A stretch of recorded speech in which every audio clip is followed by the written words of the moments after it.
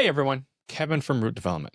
We are trying something new this month. Instead of a typed newsletter, we've turned it into a video as there's a lot of information to unpack this month, and it'd be easier to talk it out than to read it out. If you're feeling the heat lately here in Connecticut, trust me, your grass is too. In fact, this summer has turned into what we've called the turf marathon, and our cool season grasses are struggling through every mile. Let's start with the big issue, the heat. Cool season grass, like what we have, fescue, ryegrass, and bluegrass, is optimized to grow in temperatures of 86 degrees, but lately, we're pushing well into the 90s. And then we throw in that New England humidity, it's stress city for the turf. This is where mowing makes a massive difference. One of the most powerful things you can do, really, to help with your lawn is to raise your mowing height. Mowing at 4 inches or higher provides a long list of benefits during these hot, dry weeks. It creates natural shade for the soil and the roots. It improves photosynthesis by capturing more sunlight. It also crowds out the weeds by thickening the canopy and reduces turf stress and lowers water demand. On the flip side, mowing too short puts your lawn under a ton of stress. And even when we crank up the water, it just doesn't seem to do and have the same effect as when we have it taller. When it's taller, we're creating a little bit of a jungle, kind of like a tropical rainforest, where we personally mow our lawn at 4¼ inches. So it's 4.25. And not all measure guides on the mowers are accurate. So I would recommend really putting it to the highest setting. As temperatures get better and maybe a little bit less stress on the plant, we can start bringing that back down. Yes, it's going to look a little shaggy. And even my wife, Stacey, she says, geez, I'd like to cut it. Looks a little uneven, but we don't have irrigation. We don't even do weed control, only because when I get home, I honestly don't want to do our own lawn. I'm busy out doing everyone else's lawn, which is fine. But just having taller turf crowds out the weeds naturally. And really, our lawn isn't a sod farm by any means, but it's holding out pretty well in the weather we've been having, and we have no shade. We barely have shade inside the house. We're wide open, full sun exposure, and it's holding on pretty well. So make sure that is nice and tall. When we water under normal growing conditions, which is going to be optimal for our cool season grasses, which is, let's say, 86 degrees and below. It's why it does so well in the spring and so well in the fall. And when we get through those summer months, it gets very challenging for our turf when we get into the 90s, humid weather. And even this past weekend, we had real dry Saturday, but that sun was strong, and the UV index, it really dried our soil and our turf out. You could see a lot of stress rolling into our turf. Cool season grass wants about 1¼ inches of rain every week. People don't realize how much water that is. 1 inch of water over an acre is 43,560 feet. That is 27,000 gallons, a little over 27,000 gallons, like 27,154. That's a lot of water. And when we go into these hotter temperatures, your turf is requiring more of that. So most irrigation systems aren't able to handle 27,000 gallons. And if you're paying for your water bill, it's kind of hard to put that type of money into your lawn. So watering wisely at the right times is going to make a big difference in whatever budget you have with your watering. And maybe you don't have water at all. That is where we want to water early in the mornings. When I mean early, 3, 4 o'clock in the morning, you want to be done by 7, 8 o'clock. Why that is, you want to keep your turf grass as dry as possible, as long as possible. Think of it as a baby. If you put a baby to bed with a wet diaper, they're going to wake up with a rash. Well, your grass is going to do the same thing. If we water at night and evening time, and then the grass stays damp all night long, that's great opportunity when the humidity is up, our dew point is high, that we're going to have fungal issues. And there's a lot of diseases that are going through that we've seen because of the humidity that's out there. So early in the morning, longer watering cycles and less frequency. So what that means is, let's say if you typically water 20 minutes a day per zone, if you have irrigation, maybe you want to do 35 minutes a zone every other day. And what that's going to do is going to allow that water to run deeper into the soil. The roots of the plant are going to chase after it. And then the roots are also going to be down where it's cooler, which is going to help them in stress in this time. Remember, we had the 3rd wettest May on record this year. So all that available water sitting in the top layers of the soil, the grass got spoiled and it didn't have to work for its water. It was right there. It didn't have to chase it down.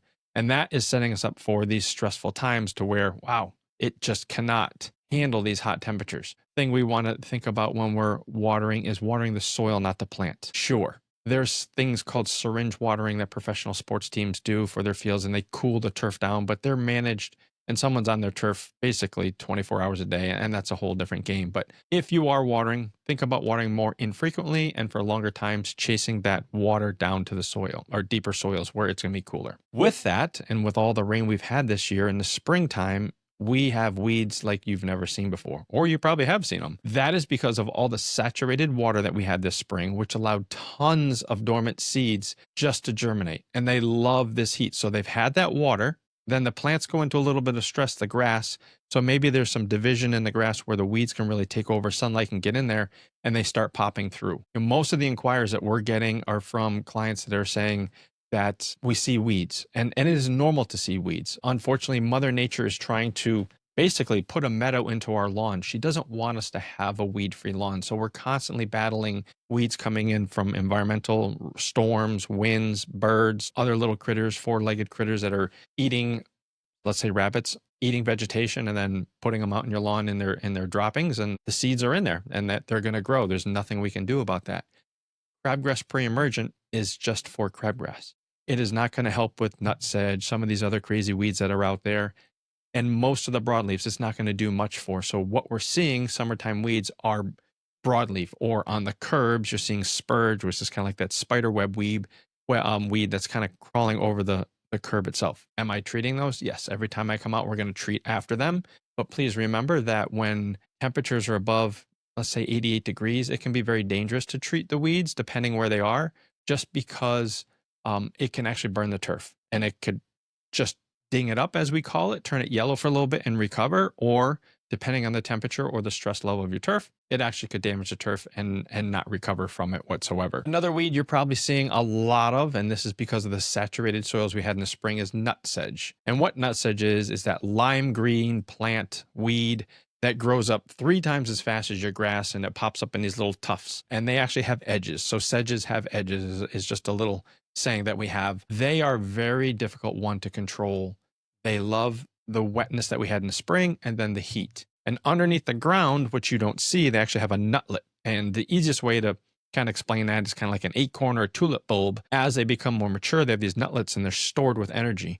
And the root systems just take off from there when we have all the rain that we've had. And then they start popping up in the heat. Some people will try to pull them, and that's something you don't want to do because it actually breaks off the little roots and they stress out, because Mother Nature in her plan is to any plant that's stressed, they're going to try to reproduce to bring themselves back into the earth, such as so many years when we have acorns and helicopters. It's a cycle of stressing. If a plant was stressed out, then it's going to replenish itself by reseeding itself. That's just her way of doing it, which is pretty neat. So sedge is very hard this year. It's everywhere. And a new one that's been around, and I saw a little bit of it last year, and you kind of look the other way, but now it seems to be much more prevalent. It's called Dallas grass, and it's from the paspalum family, and it is a grassy weed. So it's a perennial grass. It is down south. It is a grass that can be out in open plantains and areas that they don't worry about trying to control. It's been brought up here from migratory birds, from some of the storms that blow the seeds up. And what that looks like, it does look like a crabgrass. It grows as fast as nut sedge in your lawn, kind of has a little bit of a wavy leaf to it, but it grows more upright. Crabgrass grows flat to the ground, and crabgrass does very well in naked soils. So on curb line edges, driveway edges, or any bare spots in your lawn or very thin areas, that's where crabgrass is taking over. Dallas grass will jump up right through the main bit of your canopy. It's very aggressive because it grows more in an upright position, and they seed out very well. So you'll see their seeds coming out. I've seen some already, and the birds and the rabbits and the chipmunks, they love them. So they're eating them and they're distributing through the properties. So if you are a bird feeder during the wintertime, you probably are going to see more Dallas grass than other properties, just because more birds are being brought to your property. It's just an attraction. And the birds are coming from all over to eat food. They're pooping in your property, and those seeds are planted. The eradication process for that is very difficult. It is multi-step property that takes 2 applications about 2 weeks apart, and it's going to help this year, and next year probably going to have a follow-up program to actually go after it again. If that's something that you're interested in, reach out to us via email and we can set up a proposal for you. It is, like I said, a specialized program. The product is something that isn't used for anything else because it's a grassy weed. It's not a weed itself. So it's a very specific product that isn't going to kill your grass, but it's going to kill this grass that we don't want in our property. So just some complicated stuff, but I'm just seeing it everywhere. Just want to let you know that it's up and moving right along, and it's amazing how fast it can start to pop up once you see 5 or 6 plants somewhere, and then all of a sudden there's the next year there's 100 feet of it along a curb line, or I've seen some almost entire lawns covered in it that aren't our properties. Pre-emergents do not work for these things. So a crabgrass pre-emergent is going to help with that, unfortunately. See why I'm talking this out instead of typing it? Because there is a lot out there. The next thing we're seeing is a ton of beetle activity. I'm sure you guys are as well. All the different beetles that are out there. There's Japanese, there's Oriental, Asiatic, rose chafers. There's a bunch of different ones, and all of them lay eggs. And when they lay their eggs, it's the larvae form, the grub of them that actually chews the root of the plant. What really does the main damage is when they're first hatched, they're called instars, they're very tiny. That's the product we use when that hopefully gets into their system and kills them. And how that happens is we use a product called chlorotrenepanol. It's a very safe and very active product. We swapped to it in 2018 because what's been used in the past, imidacloprid or merit, has had horrible results on some of the newer beetles moving into our area. And again, these beetles get blown up with these southern coastal storms, and we get new ones in here. And at the time, it was Asiatic garden beetle that came up in 2018 and just devastated a bunch of turf in Windsor and causing a serious problem for grubs, but nothing to control it. So that's when I made the switch. It works very well. I just want to let you know that even though we're using preventative products, when we see the amount of beetles that are out there right now, there could be some grub pressures on properties that could break through the medicines that we've put in.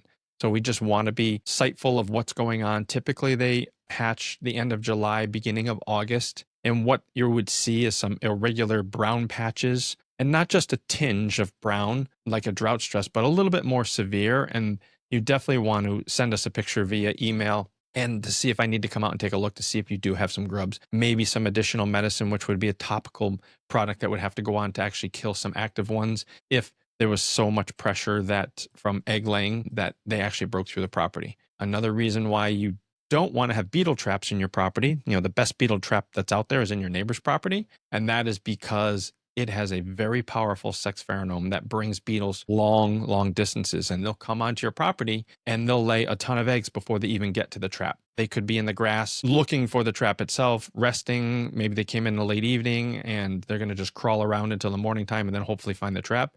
Well, they've already done their damage. They've laid their eggs. So if you have traps in your property, you could be bringing in a lot more potential to a grub breakthrough than other people that don't have them. It's just Mother Nature. It's very hard to predict what she's going to do. I'll wrap this up in what we're applying. So our third application is a custom blend application. It's a granular nutrition with everything in it is a slow release, including some of the bios that are going to be in there. And we also have poultry litter in there again, which we use a lot of, which is a real natural soil-based enhancer. It comes from turkey and chicken poultry. We've been using it for years. I absolutely love it. It offers some nice natural iron and some natural nitrogens that will not burn our lawns. We're also putting out liquid products, and that liquid product has sea kelp, molasses, mycorrhiza, some boron, and some other and iron in there. And then we're also applying what is a surface feeding insect control product, which is for hopefully reducing any type of chinch bug or sod webworm that could be breaking out, which is typically July, August, and sometimes into September. But normally by then, we've noticed if there is any problems out there, and we've rectified if more treatments need to be done. So if you are seeing some tan spots right now in your lawn, that is normal. The grass is tired. There's multiple different types of grass out there that can handle different types of weather and heat. And a lot of our older type of grasses, like our fine fescues, bent grasses, and even some of our straight fescues, like creeping red and chewing fescues, they cannot handle this heat. They're more designed for the shaded areas and cooler temperatures.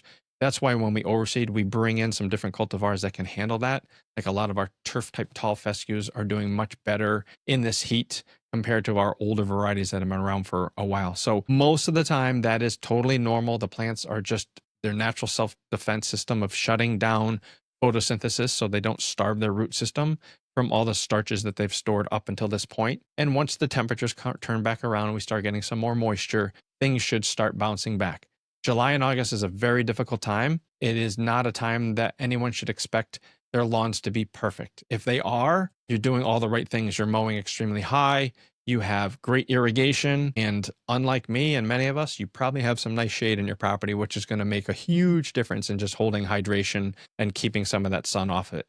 So I just wanted to put this into a video. This is a private video that's just going to our clients only. So you'll see it on YouTube. I'm just hoping that the video part of it will offer a little bit more information instead of trying to read it all. If you have any questions or concerns, the best way to get a hold of me is via email, as I am the owner operator. So it's hard for me to answer the call and to continue working at the same time. And a lot of times it seems lately the cell phone doesn't work anywhere anymore. So I'm lagging in service. So email by far is going to be the best. Thank you very much again for trusting us with your turf. I do not mind working in the heat, so don't worry about that. I love the heat. The grass doesn't. It's better than snow, but we'll get through this marathon. Turf may get dinged up a little bit, but it's amazing how well it recovers once we get the weather back that it loves. Everyone have a great week and a great month, and we'll have another probably video newsletter if everyone likes this for August.